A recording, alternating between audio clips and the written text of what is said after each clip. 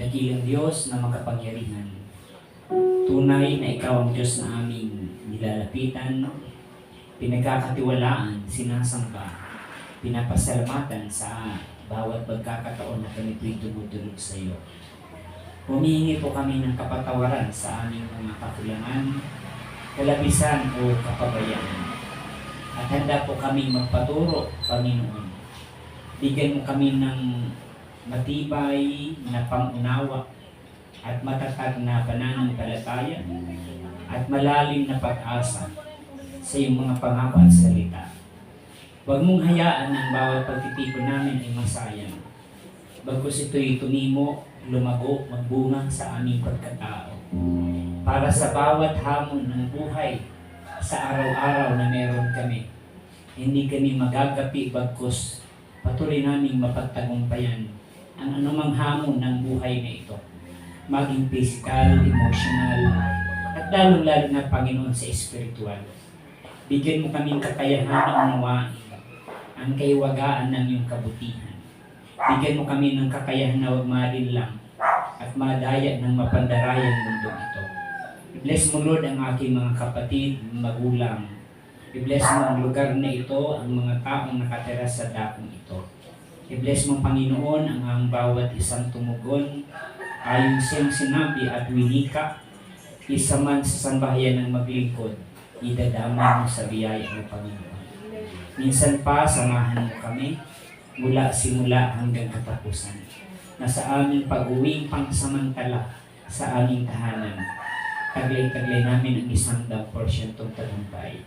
Panginoon, ang tempo namin minsan pa na muli mo kaming pagtatagumpayan sa hapon ito sa pangalan ni Jesus. Say ng malakas na Amen. Amen. Sa ngalan ng Ama, ng Anak, ng Espiritu Santo. Amen. Purihin ang Panginoon. Purihin ang Panginoon. Si Kristo ay narito na. Aming lakas at nagdasal. Hallelujah. Hallelujah.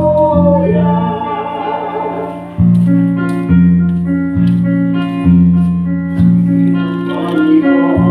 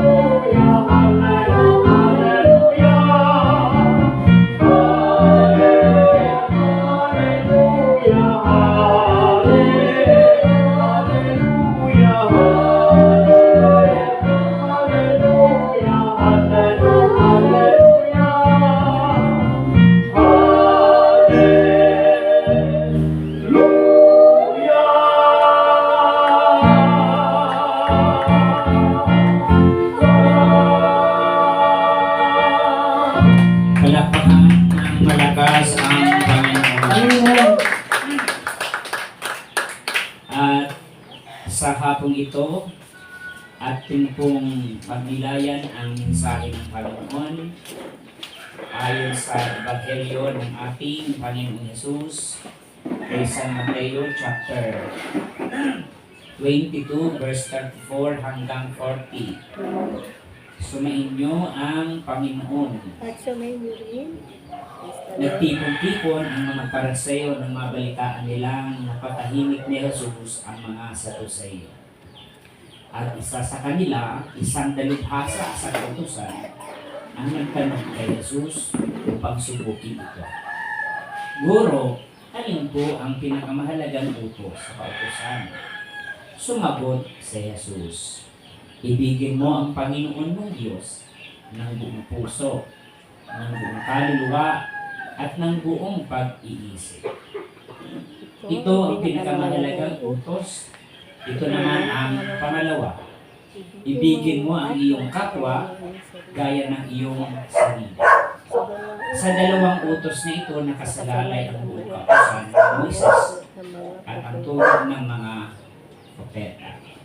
Mga lingkod ni Yahweh al-Shaddai, mga kapatiran, mga prayer partner, ito po ang magandang balita ng ating kaligtasan. Pinupuri ka namin, Panginoong Hesus Kristo. Palakpakan natin ang Panginoon Praise the Lord. at harapin mo ang iyong kapatid. Sabihin ng kapatid, Kapatid, kumusta naman kumusta ang naman? paglilingkod mo? Pagpiliin ko. Dalangin ko Dalahin ko. na lagi kang Lagi ka. answer prayer. Amen. Amen. Pwede na po tayo maupo mga kapatid. At mayroon tayong bisitang mababait ng mga bata. Amen. Amen. Palapakan natin ang mababait ng mga bata. Amen. Sa hapon ito, mga kapatid, ang title po natin ay Decoding the Scriptures. Jesus Taught Commandments. Sa panahon po ngayon ay napakauso yung digital na barcode. Amen ba? Nakakakita po kayo ng barcode? Mga digital sa phone, mayroong tinatawag na barcode. Mga pag in-scan mo yun ng cellphone mo, lalabas doon yung mga information. Amen ba? Pag magbabayad ka ngayon, ang pinaka-security ng digital, yung tinatawag na barcode. Amen? Makikita niyo yung barcode, yung parang square lang na di mo maintindihan, yung mga parang mga buhangin, hindi niyo po. Yung isang barcode naman, yung mga ka-slide-slide na parang mga naka-horizontal na mga block. Amen ba?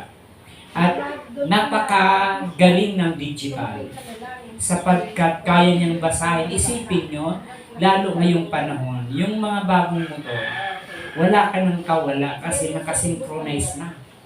Doon sa motor na bago, mayroon doong barcode. Pag binasa yan ng scanner, lalabas doon kung nakarestro ka na. Lalabas doon kung ikaw ay may huli. Lalabas doon kung ikaw ay may violation. So kahit walang documents, kahit walang mga papel, kahit walang mga information through barcode, ay ilalantad ka. Amen ba? Kaya sa panahon ngayon, parang napaka-posible na ng mga bagay-bagay.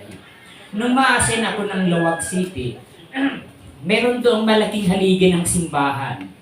Ayon sa kwento-kwento nila, yung haligi ng simbahan ay may mga naka-numeric na mga sulat, mga Roman letters, hindi mo maintindihan. Ang mga nakasulat doon na nakalagay sa, naka-engrave. Doon sa malaking haligi na yun, may parang stainless na nakasulat na hindi mo maintindihan. At ang sabi ng mga tao doon, yung mga sulat doon ay pag nakabasa noon, maiintindihan mo kung anong kayamanan ang nasa loob nung tinatawag nilang yung simbahan na yun. At alam nyo, sa panahon natin ngayon, napaka-interesting yung tinatawag na mga hidden treasures. At ang nakakakuha lang noon, yung mga taong may mga kaalaman sa tinatawag na pag-decode, pagbabasa ng mga symbolic na mga bagay-bagay. Amen ba? Ang mga simbolong yon ay pamamaraan para maitago ang mga sikretong bagay. Amen ba? Yun ay security ng isang kayamanan o ng isang property para ito'y maitago sa mga taong hindi karapat-dapat makatanggap ng ganon. Amen ba? Kaya yung mga matalino, magaling silang magbasa. Marami ng mga tool ngayon na pwedeng makita yung mga passwords. Lalo ngayong panahon, ang mga bangko, kapag hindi ka naging marunong sa pagtawag na encryption or pag-security, makikita mo isang araw, nadidikod na yung password mo, mawawala yung laman ng bangko mo. Amen ba? Ngayon, napakaraming hacker na ginagawa ng tao, nabubuksan nila ang mga tagong bagay through their ability to decode sa pamamagitan ng mga passwords, sa pamamagitan ng mga simbolong bagay. Amen ba? Amen. So, bakit ko ito kinikwento mga kapatid ko sa Panginoon? Kung ang mundo ay may kakayahang mag-decode ng mga sikreto, ng mga hidden treasures, makikita nyo ang hinahabol ng mga tulisan, ng mga magnanakaw, yung code number ng bolt. Kung ano ang combination, di ba? Kahit makikita nyo, ma-open nila. Kapag nakuha nila yung code number ng isang bolt, mga kapatid, sa mundong ito yung laging habol nila. Mabasa nila yung passwords, yung mga code, yung marunong silang mag-decode ng mga sikretong bagay. Amen ba? Pero, ang nakakalungkot mga kapatid ko sa Panginoon, maraming tao ngayon na hindi pa rin nadidecode ang salita ng Diyos. Amen ba? Kaya, maging marurunong nung unang panahon, mga kapatid ko kay El Shaddai, ay palagi silang may argumento. Palagi silang inaargumento ang ating Panginoong Jesus sapagkat hindi nila lubusang maintindihan ang mga binibitawang pananalita ni Jesus.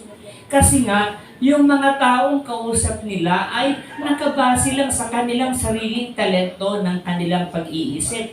At wala silang kakayahan ng unawain ng malaliman ang kahulugan ng salita ng Diyos. Amen ba? Kaya napakahalaga na kung ang mga tao ay nag-aasam na mag-decode ng hidden treasures, mag-decode ng mga kayamanan sa mundo ito para makamtan, kailangan mas maging matalino tayo na mag-decode ng scriptures. Amen ba? Maging sa mundo ngayon, pag hindi tayo nag-ingat-ingat, madadali ka lang ng mystery box. Amen ba? Pag hindi natin pinagana yung ating common sense, yung ating logic, kapag pinagana lang natin yung curiosity natin, yun ang laging hinahanap ng mundo.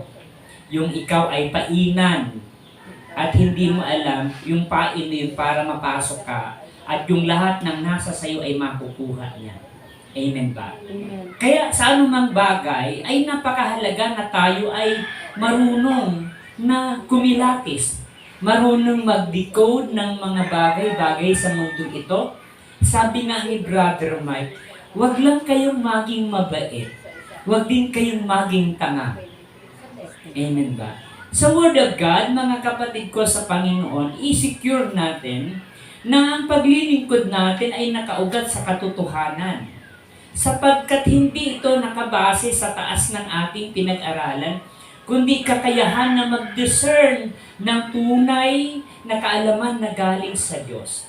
Madidikod natin yung scriptures, yung 2 commandment ng Panginoon, kapag tayo ay nagkaroon ng tinatawag na malalim na tinatawag na cultural background. Nung nakaraang linggo, walang ibang inaasam yung mga Jewish people or yung mga Pariseo ay siluin si Jesus. Sa kadahilanan ng mga Pariseo ay sila yung mga tinatawag na mga influencer people. Amen ba? Sila yung mga tinatawag na prominent people nung time ni Jesus. Sila ay magagaling, matataas ang kanilang kalalagayan sa kanilang sosyudad, at ayaw nilang sila ay nasasapawan. Pero gaano man sila kagaling, gaano man taas ng kanilang race, ng kanilang family, gaano man kapagiging royal family nila, nung dumating si Jesus ay sila ay nabutasan. Sila ay nawalan ng saysay. Yung kanilang galing sa karunungan galing kay Jesus. Amen ba? At alam nyo, yung mga Pariseo ay magaling maghanap ng trap lagi. Sila ay mahilig gumawa ng patibong, parang mga gagamba. Amen ba? Alam nyo yung gagamba sa bahay na hindi nililinisan, or kahit linisan mo, may mga gagambang tumitira. At ang gagambang yun, nasa gitna lang. At sa palibot ng gagamba, mayroong sapot. Ang tawag doon ay patibong or trap. Yun ang bahay nila. Pag ang lamok dumapo doon sa patibong, patay kang lamok ka. Kasi kahit hindi ka habulin ng gagamba, pag natrap ka doon, wala ka ng kawala. Sometimes, ang kalaban natin sa mundo hindi gumagalaw. Hindi siya tayo ay nakikipag-communicate sa atin. Pero yung nasa palibot natin ay trap ng kalaban para tayo ay maagaw sa kamay ng Diyos. Amen ba? Amen. At ganun yung ginagawa ng mga Jewish people, mga kapatid ko sa Panginoon. Dahil nararamdaman nila na nasasapawan na sila, hinahanapan na lang nila ng butas ang Panginoon para sila pa rin yung mas magaling. Pero dahil may mas magaling, at hindi lang magaling kundi may kapangyarihan, sapagkat si Jesus ay galing sa Diyos, sabi ko nga sa inyo, hindi siya nabubutasan. Amen ba? Kahit napakapalad ng taong walang ibang pinagkakatiwalaan kundi ang Diyos. Kundi si Jesus na magtuturo sa atin ng katotohanan na minsan nahihirapan tayo, nasasaktan tayo sapagkat taliwas sa ating kaalaman at ating karunungan. Pero kapag ito'y ating sinunod, mga kapatid ko, makakamtan natin yung bunga ng kanyang pagtuturo sa atin. Amen ba? Ano yung background ng kung bakit ang Pariseo ay sinisiyasat na naman ang Panginoon tungkol sa katuruan? Amen ba? Una yung tinatawag na Jewish law or yung batas ni Moses na sa ibang termino ay tinatawag na Mosaic law, na mayroon silang ginawang batas na kutakot-takot na 613 na uri ng batas tungkol sa buhay. Sa dami ng kanilang ginawang batas, lalong nagkaloko-loko ang kanilang pagiging spiritual. Sapagkat daming ginawa nilang batas. Sapagkat sa dami ng batas na ginagawa nila, ang dami rin naman nilang nadidisobey. Parang Pilipinas lang. Palaging ginagawang batas, pero tayo din ang mga mga breaker. Amen ba? Amen. Kaya ang pagdami ng batas, ang pagdami ng mga pinapatupad ng Jewish law ay hindi nagbunga ng magandang pagkatao sa mga Israelita, kundi nagbigay ng conflict. Nagbigay ng conflict sapagkat nagdedebate sila kung sino talaga ang mas maalam sa mga batas na ginawa nila. Nawala sila sa focus na maging mabuting tao, na maging mabuting lingkod ng Diyos, kundi kung sino ang mas matalino sa kanila. Amen ba? Amen. Kaya ganun yung mga Pariseo, mga kapatid ko sa Panginoon. Pangalawa, hindi lamang yung Jewish law, kundi yung tinatawag na Pharisees and Sadducees. Ito yung dalawang sekta ng panahon ni Jesus na kung saan sila ay well-known sa pagiging istrikto ng batas ng Diyos, mga kapatid ko sa Panginoon. At lagi nilang pinangangalandakan, sa totoo lang, meron silang culture na sila ay naglalagay ng mga malalaking verse sa kanilang katawan para ipakita nila na sila ay may alam salita ng Panginoon. Pero sa kabila nun, hindi rin nila yung ginagawa. Amen ba? Amen. So, maging sa panahon ngayon, dumarating din yung ganong kultura natin, mga kapatid ko sa Panginoon, na maraming lingkod ng Diyos na ang focus nila ay sa kanilang mga kahilingan, hindi sa batas na pinapatupad ng Diyos. Amen ba? Hindi sa gusto ng Diyos para magamit natin sa araw-araw. Kaya minsan, imbis na umasense yung spiritual natin, lumago nga yung ating pagkatao na wala naman tayo sa ating Panginoon sapagkat ang hinahabol natin ay yung kayamanang inaasam-asam natin, hindi yung utos ng Panginoon na dapat nating isabuhay. Amen ba? Mayroong tinatawag ang Old Testament na Shema, nang ibig sabihin ay love your God with all your mind, with all your heart, with all your soul. Ito yung mas malalim na sa Deuteronomy 6:5 na kung saan ito yung dapat mangyari sa mga taong natitiwala kay Yahweh. Amen ba? Pero sa kabila nito, yung Shemang ito, mga kapatid ko sa Panginoon, ay hindi inilagay sa puso, kundi inilagay sa utak. Inilagay sa kanilang isip. Inilagay sa ulo. Amen ba? Kaya napakabigat at napakahirap mga kapatid ko sa Panginoon na masunod ang kalooban ng Panginoon. Kasi nalalampasan natin yung pinaka-basic emphasis ng Panginoon na dapat nating makita. Panghuli, sa cultural background, yung tinatawag na rabbinical debates. Ang mga Pariseo, lagi sila nag-away-away. Sino ba yung pinaka-the greatest in the kingdom? Sino ba yung pinaka-dakila? Sino ba yung pinaka-magaling? Kaya minsan, ininsulto sila ng Panginoong Hesus pagpapakita ng isang bata. Sapagkat ang tunay na pinagharian ng Diyos, malibang maging kagaya ng baka. Sapagkat ang pinangangalandakan nila, uulitin ko yung kanilang sobrang pag-aaral ng batas ng Diyos. Amen ba? So mga kapatid, ito yung kultura. Nakapokus sila sa mga katuruan sapagkat nung time na yun, hindi pa establish yung Bible na kagaya ngayon. Umaaga pa nung panahon yung tinatawag na oral tradition. Kapag sinabing oral tradition, ito ay kumbaga sa panahon ngayon ng termino natin mga marites pa lang. Ang Word of God noon, hindi pa nakabiblia. Pero existing na ang Diyos sa pamamagitan ng tinatawag na sa Tagalog, salit-saling sabi.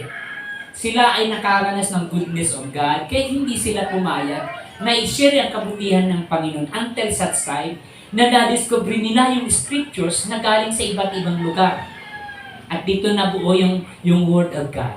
At dumating ang Panginoong Hesus para mag-decode, para mabuksan ang katotohanan ng hiwaga ng kanyang pangako sa sanlibutan ito.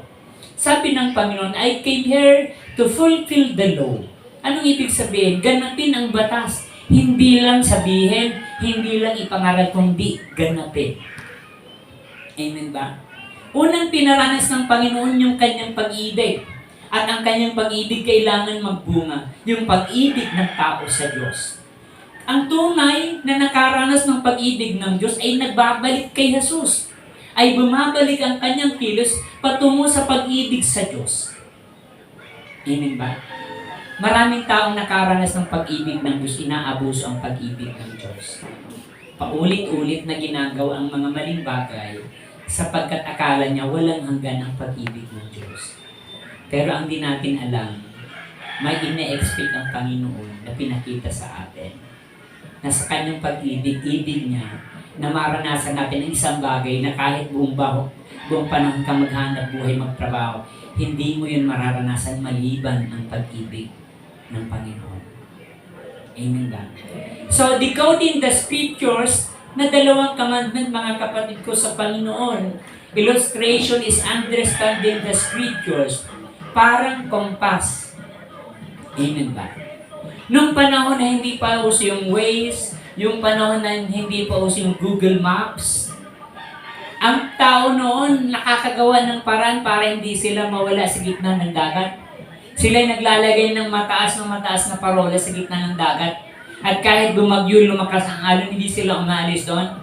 Kasi sila yung inaasahan na maging pilot light sa gitna ng dagat kahit maalon, kahit may bagyo. Kaya yung ginagawa nilang pilot light, yung kanilang tower ay napakatibay, napakakisig, may isang napakataas na tore. Sapagkat doon inilalagay ang ilaw na magiging pilot light ng mga naglalayag in times of mga storm. Amen ba? At kapag ang pilot light na yun ay natigil, kapag ang pilot light na yun ay namatay, isang napakalaking trahedya sa gitna ng karagatan.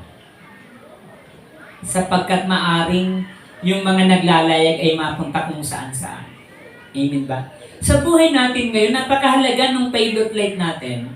Buti nga ngayon, mayroon ng Waze, mayroon ng mga compass, na wala nang ignorante dito sa Manila kapag marunong ka lang magbasa ng Google Maps. Na kahit saan, although hindi naman accurate yung Google Maps, mayroon ka ng insight kung saan ka idadala. Amen ba? Mayroon ka ng example kung saan ka pupunta kasi ituturo ka ng Google Maps through satellite. Amen ba? Sa panahon din ngayon, napakahalaga sa ating spiritual na mayroon tayong guidance. Sapagkat kung hindi pa tayo ginabayan ng Diyos, wala kang ibang ginawa kundi maghanap buhay hanggat nakita mo ang sarili mo, kukunin ka na pala ng Diyos. Pero nung masungkawan natin sa El Shaddai, naliwanagan ang isip natin. Within 40 years, maraming binago ang Diyos sa pamamagitan ni Yahweh. Nagkaroon sila ng tamang direksyon sa buhay. Nawala sa kanilang isip ang talukbong ng demonyo, kundi nabuksan ang kanilang spiritual na mata at nakita nila ang tamang direksyon patungo sa mabuting buhay. Nagkaroon sila ng landas patungo sa mapayapang buhay. Na kahit mahirap, na kahit masakit, na kahit may sakripisyo, pero alam nila, itutuloy nila kasi maganda ang patutunguhan. Amen ba? Sa isang taong alam niya ang patutunguhan, hindi siya pwedeng harangan sa kanyang desisyon. Sapagkat walang ibang ginagawa ang kalaban kundi harangan tayo. Pero mayroon kang guidance, mayroon kang gabay. Na-decode na natin yung tamang landas. Nakita mo na yung mapa, nakita mo na yung pilot light para patungo sa buhay na gusto ng Diyos. Amen ba? Binibigay sa atin ng Panginoon yung kakayahan mag-understand ng scriptures. They provide us a moral and spiritual direction. Binibigyan tayo ng kakayahan na makita ang mga tamang direksyon ng buhay natin. Kaya paggaling sa pagkabarumbado, paggaling sa pagkaadik, paggaling sa mga masalimuot na pamumuhay, nabigyan ng liwanag ang isang pamilya at nakamtan ang isang matiwasay na buhay. Amen po ba? Alam ko ang bawal nag-El Shaddai, alam ang mga bagay na yan. Kaya kapag tayo ay binigyan ng Diyos ng tamang direksyon, isang napakagandang respond natin is to seek wisdom from the scripture araw-araw sa buhay natin. Kailangan may matibay tayong personal na pakikipag-ugnayan sa Kanya. Kapag hindi natin isayos ang ating motibo sa paglilingkod natin sa Kanya, ganun at ganun pa rin yung buhay natin. Huwag kang magtataka na sa paglilingkod natin parang magulo ang isip at buhay natin kapag hindi natin natutukoy ang tamang landas ng buhay natin. Sapagkat iba ang iniisip ng Diyos na gustong ibigay sa'yo kaysa iniisip mo. Iba nga yung pamamaraan na gusto natin eh. Ang pamamaraan na gusto natin, yung gusto lang natin. Pero may plano ang Diyos na mas maganda sa plano mo, mas maganda sa gusto mo, mas masarap sa ibig mo. Sapagkat ang kanyang direksyon hindi kanya ipapahamak. Hindi kanya ipaparuwala. Amen ba? Napakalinaw at napakarami ng ebidensya. Yung makataong nakasumpong ng salita ng Panginoon ay nakamtan niya yung tamang landasin patungo sa maganda at masayang buhay. Amen ba? Kaya nga napakahalaga na medyo lawakan natin ang ating paningin sa pagtingin sa gusto ng Diyos na landas na ibig niyang kahaking natin. Hindi ka pipilitin ng Diyos kung saan ka pupunta, tatakbo, lalakad, saan ka sisilong. Ang Diyos nagbigay lang ng liwanag sa ating palibot, pero hindi Kanya tinalian sa liig para hindi mo gusto ang gawin mo. Binigyan tayo ng kalayaan, binigyan tayo ng liwanag ng Diyos. Pero kung gusto mong bumangga sa pusti, bahala ka rin. Amen ba? Ganun ang buhay natin, binigyan tayo ng tamang direksyon. Parang gagamba lang, maraming patibong sa palibot, pero huwag kang magkakamali na umapak sa kanyang patibong. Kasi pag umapak ka sa patibong ng gagamba, mamaya-maya andyan yung gagamba, lalapain ka na. Ganon din yung buhay spiritual natin, mga kapatid ko sa Diyos. And we have to decode the scriptures. Ang tunay na nakasumpong ng salita ng Panginoon, ang tunay na nagbabasa ng Biblia, daig mo pa daw yung isang may library ka na lahat ng karunungan meron ka. Sabi ng isang pastor, may isa ka man malaking library. Lahat ng encyclopedia, lahat ng mga technology, lahat ng science ay nandoon. Kulang pa rin pag walang Biblia. Sapagkat buhay ang napakahalaga sa mundo ito. Amen ba? Ano ang dapat maintindihan natin na madikod natin sa kanyang unang commandment? Sabi niya, napaka-basic at napaka-common sa atin. Love God. Loving God is akin to keeping the flame of a candle burning it. Sabi dito sa ating binasa, ang pag-ibig sa Diyos ay parang kandila lang. na anytime pwedeng mamatay at mapatay ng hangin. Ang apoy na yun naaandap-andap, pag di mo inalagaan, pwedeng mamatay anytime. Ganon din sa buhay natin. Napaka-fragile, napaka-delikado ng relationship natin sa Panginoon. Kaya mahalaga mga kapatid ko sa Panginoon na magi tayong consistent, magi tayong firm, magi tayong matatag sa buhay spiritual. Kasi sabi ko nga yung 20 taon na pagpapakabanal natin, yung maraming taon ng pagtitiis natin, pwede mong wasakin sa isang pagkakataon lang.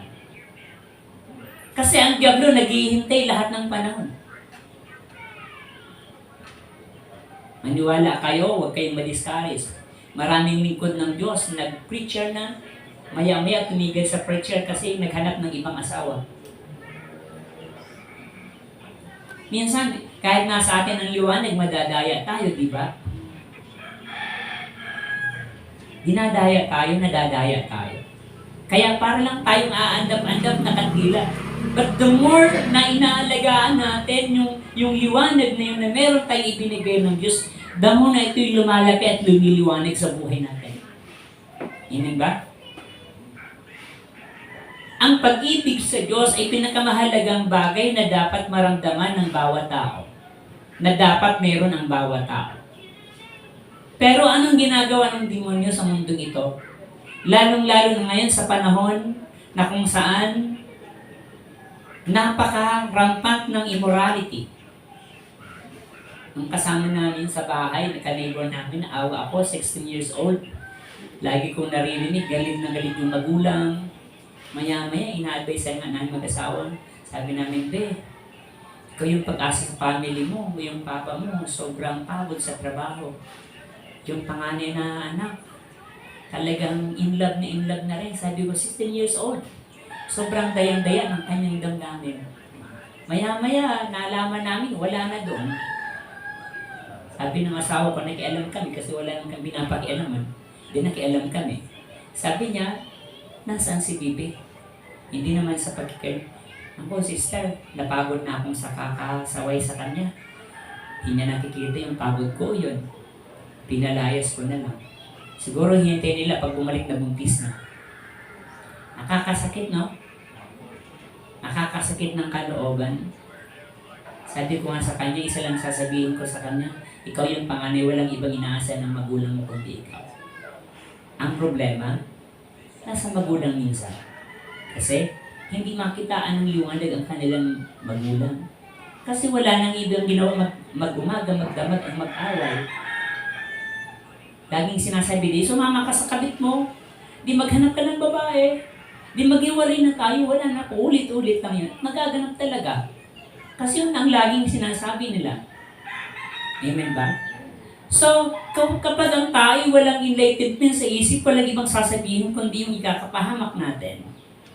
Kahit maganda yung taong napupuno ng kabutihan ng Diyos, na kahit dumating man yung hamon sa ating buhay, hindi siya nagagapi agad-agad. The second commandment to the good is love your neighbor. Loving your neighbor is like planting a tree. It requires patience, care, and time. Ang pag-ibig daw sa kapwa ay parang nagtatanim ng kahoy.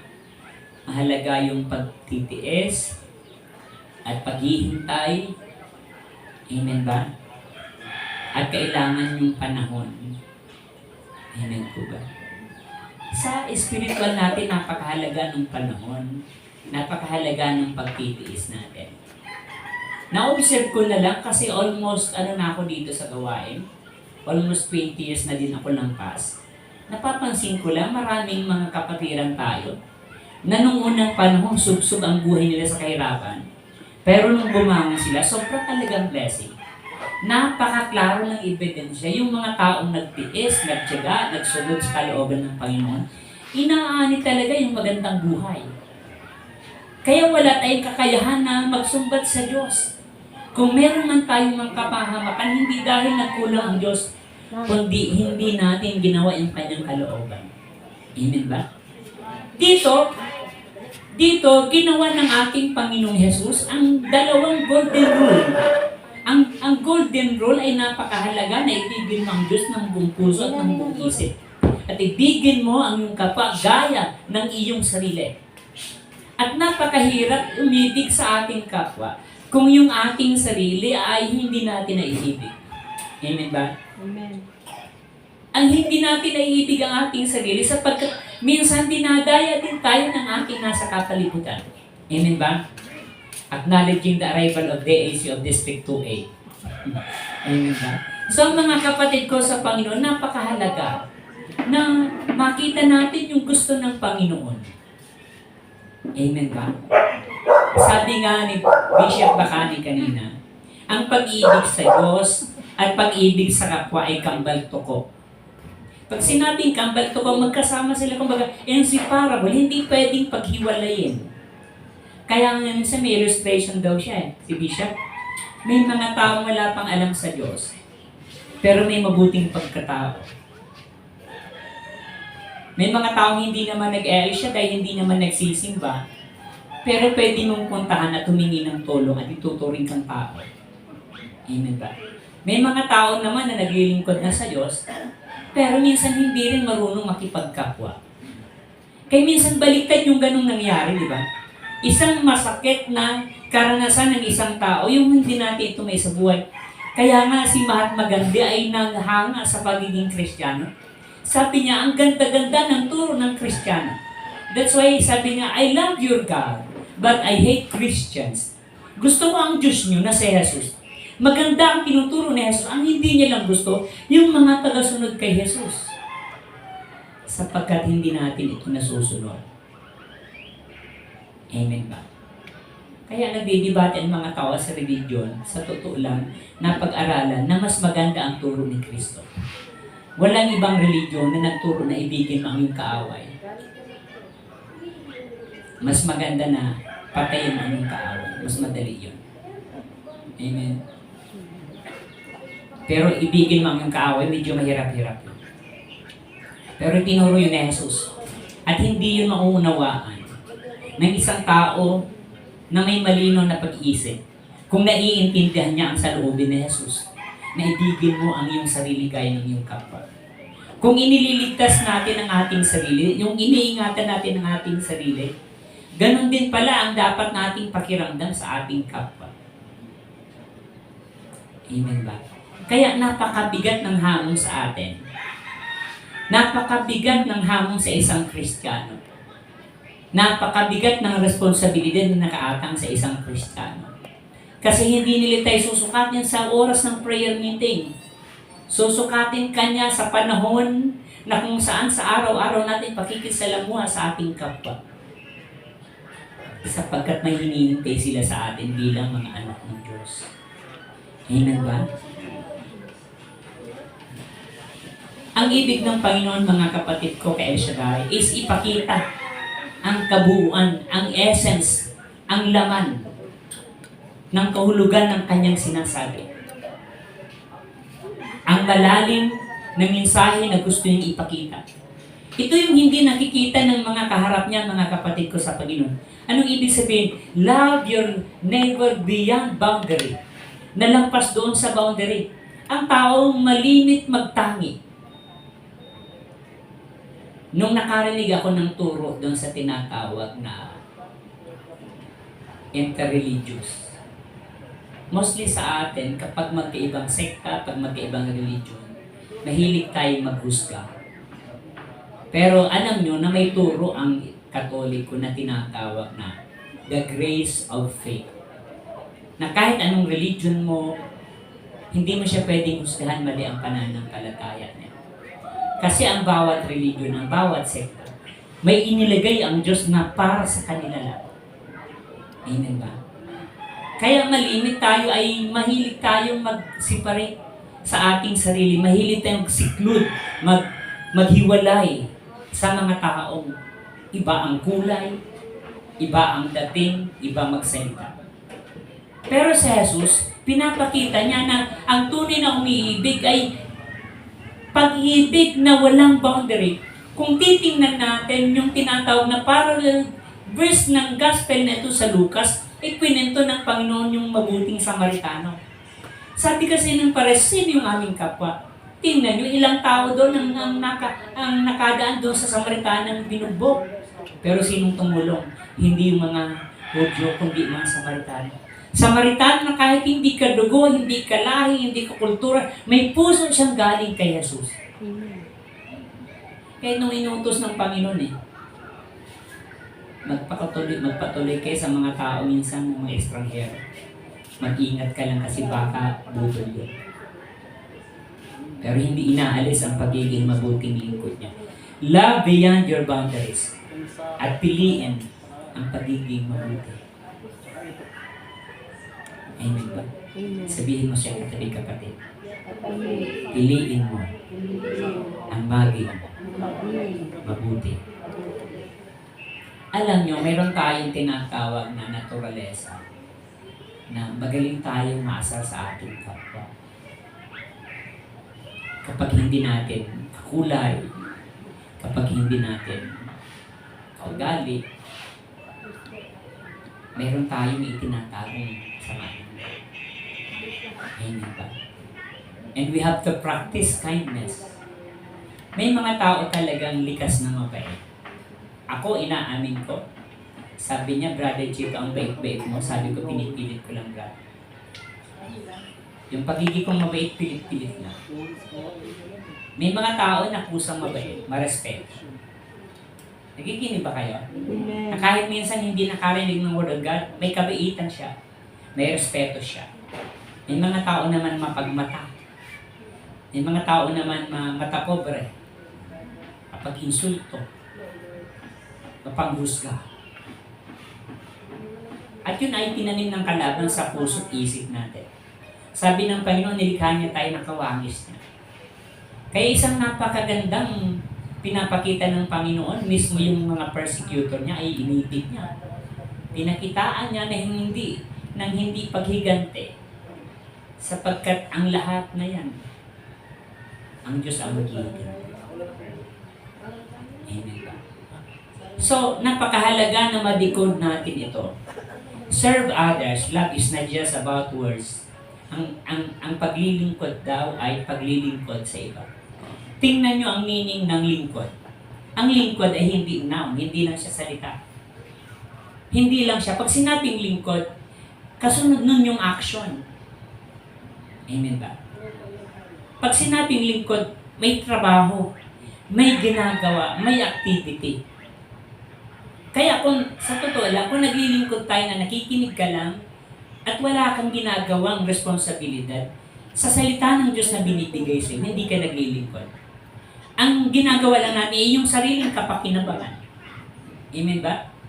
Kapag nagagamit ng Diyos, yung biyayang ibinigay sa atin, yung kaalamang binigay sa atin, nagamit natin para sa iba, naglilingkod ka sa Diyos.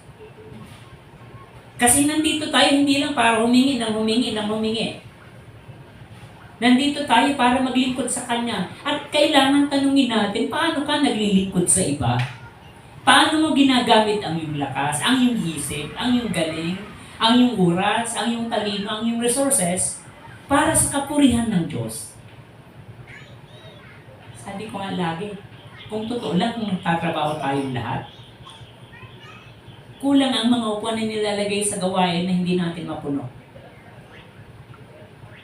Pero minsan along the way, nakasentro na lang tayo sa ating mga sarili. Amen ba? Kung pagsumikapan natin, nakalad ka rin yung mga mahal natin sa buhay, papunta sa gawain, sasama sila. Kaya napakalaking hamon sa atin. At magagawa natin ito kapag si Jesus at ang kanyang salita ay nabuksan sa puso at isip natin. Amen ba? Sabihin mo siyang katabi kapatid sa Lunes ulit. Palapakan natin ang Panginoon kung mayroon po tayo. Okay, good.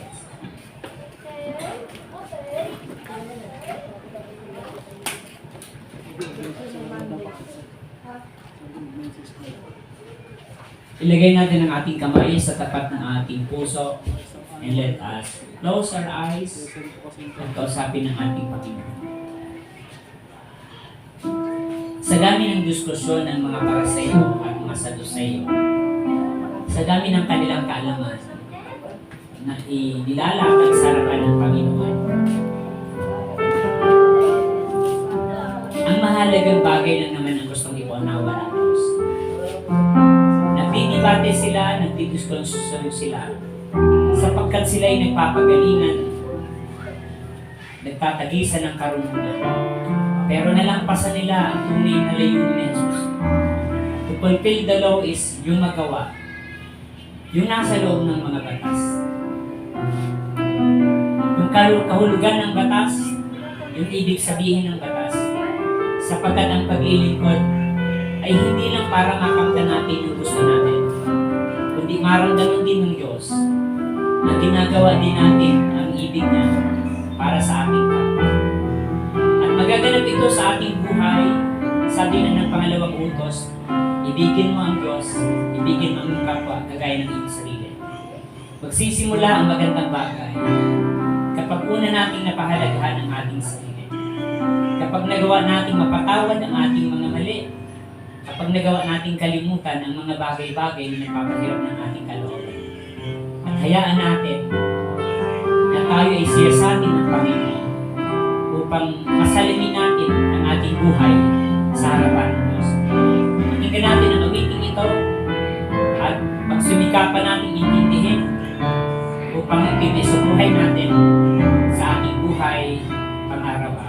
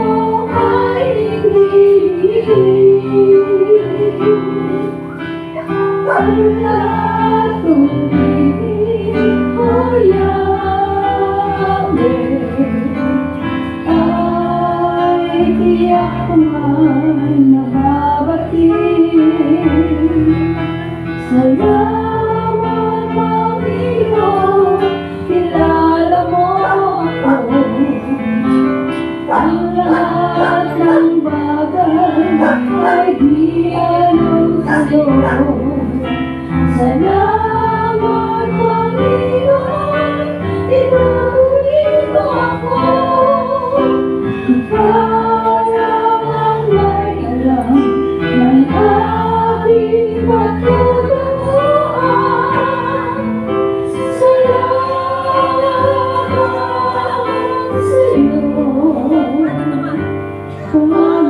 sa'yo, Panginoon.